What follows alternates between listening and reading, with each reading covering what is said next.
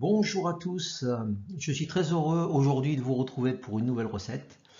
Je vais vous présenter la caillette de l'Ardèche, qui est une boule de viande qui est faite avec de la salade et de la viande de porc. Certains y mettent des épinards, d'autres des blettes. En Haute-Loire, on y met même du chou. Je vous présente et vous décline cette recette. Nous y allons. On part donc sur 10 kg de salade fraîche que l'on va laver bien délicatement et faire cuire pour obtenir 4 kg de salade cuite. Ces salades, après les avoir bien égouttées, dans la passoire que vous voyez, je mets un poids dessus. Cet égouttage peut durer jusqu'à une nuit. Généralement, c'est ce qu'il faut faire de façon à ce que le verre de la salade n'ait plus du tout d'eau. Et avec un hachoir, grille de 8, nous hachons la salade afin d'obtenir quelque chose d'assez homogène.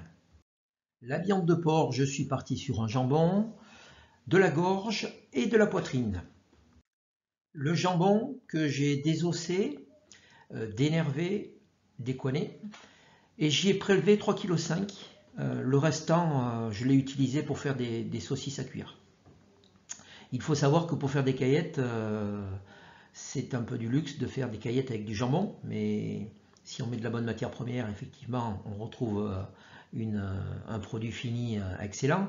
Mais souvent, la caillette est faite avec de l'épaule ou peut être faite aussi avec des bas morceaux.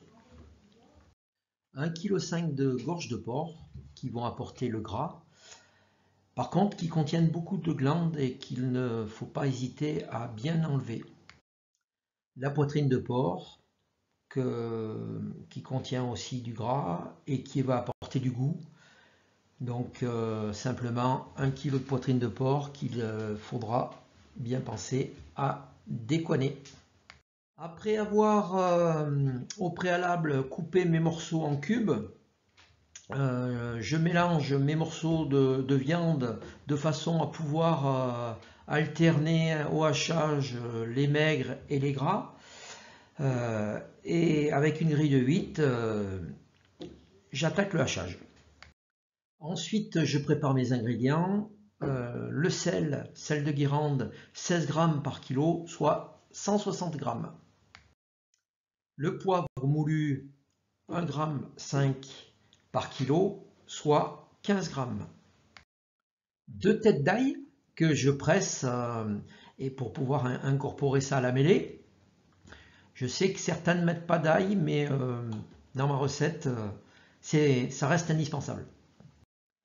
Quand j'ai fini de hacher mes viandes, les herbes, je mélange dans cette grosse gamelle que vous pouvez voir à l'écran avec tout mon assaisonnement et je fais un mélange rigoureux de façon à ce que ma mêlée soit très homogène, très homogène.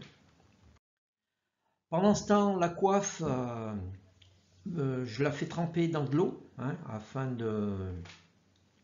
afin de bien la rincer et je l'égoutte.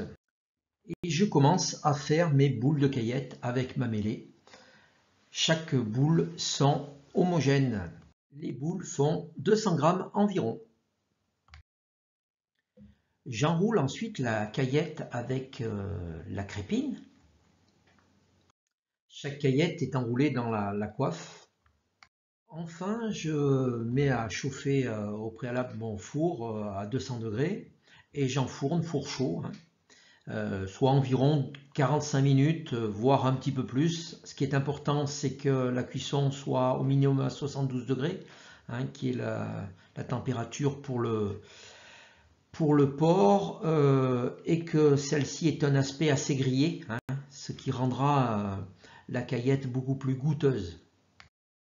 Nous allons faire un petit récapitulatif. Donc pour 50 caillettes, il nous faut 10 kg de salade fraîche que nous aurons au préalable bien nettoyée, qui vont nous donner 4 kg de salade cuite, bien égouttée, 3,5 kg de viande de jambon ou éventuellement d'épaule, 1,5 kg de gorgeron, de gorge de porc, 1 kg de poitrine, 1 kg voire 1,5 kg de crépines de porc, hein, n'hésitez pas à en prendre un peu plus, c'est vrai que ça se congèle, 16 g de sel au kilo, soit 160 g, 1,5 kg de poivre au kilo, soit 15 g, 2 têtes d'ail.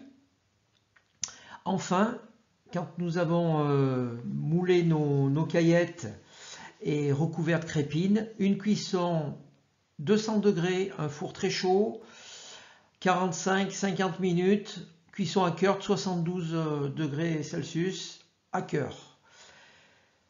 Voilà, la recette est terminée. Je vous souhaite bon appétit. Regardez ces belles caillettes comme elles font envie. J'espère vous retrouver pour une prochaine vidéo très prochainement. N'hésitez pas à vous abonner à la chaîne et à liker. Et comme d'habitude, des petits commentaires, j'y répondrai avec grand plaisir. À très bientôt.